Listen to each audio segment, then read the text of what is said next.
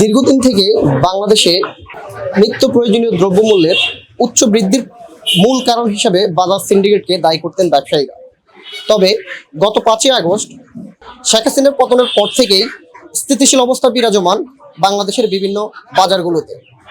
ব্যবসায়ীদের সাথে তখন কথা বলে জানতে পেরেছিলাম যে দাম কমেছিল কিছু কিছু পণ্যের, তবে হঠাৎই আবার দাম বেড়ে যায় বাজারগুলোতে। কাঁচা বাজারগুলো দেখা যায় বিভিন্ন সবজির কেজি প্রতি 10 থেকে 15 টাকা বৃদ্ধি পেয়েছে। এমনকি মধ্যবিত্ত কিংবা নিম্নবিত্ত ফ্যামিলির যে গোশত খাওয়ার যে উপকরণ ব্রয়লার মুরগি, সেটাও দাম বেড়ে যায় কেজি প্রতি 10 টাকা করে। আমরা এখন আছি এই মুহূর্তে রাজধানীর সেগুনবাগিচার কাঁচা বাজারে। সেখানে কথা বলবো একজন মুরগি বিক্রেতার সাথে, জানতে চাইবো মুরগির দাম কেন বেড়েছে, বাজারে এখন কোনো ধরনের সিন্ডিকেট রয়েছে কিনা, বিভিন্ন বিষয়ে আমরা কথা বলবো একজন মুরগি বিক্রেতার সঙ্গে।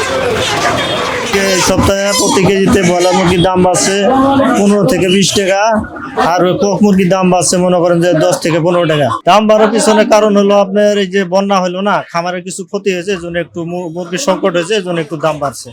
মুরগি আনা নেওয়ার ক্ষেত্রে রাস্তায় কোনো প্রকার কোনো ধরনের চাঁদা দিতে হয় কিনা? এখন কোনো চাঁদা দিতে হয় না।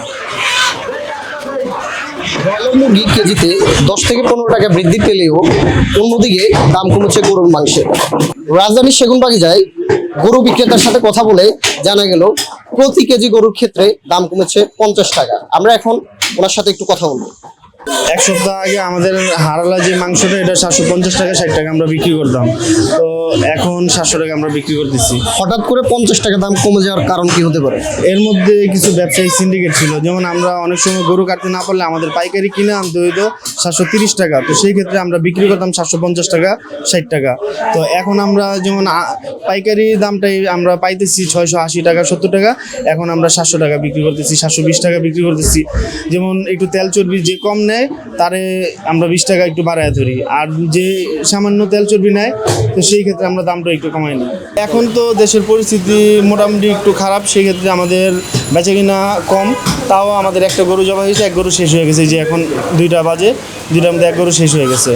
বাগিচার কাঁচা বাজারে এসে দেখতে পেলাম সবজির মূল্য গত সপ্তাহের তুলনায় কিছুটা কমেছে। আমরা এখন একজন সবজি বিক্রেতার সাথে কথা বলবো। লাউ এখন 40 টাকা, তারপর পটল 40 টাকা, ভেন্ডি 40 টাকা।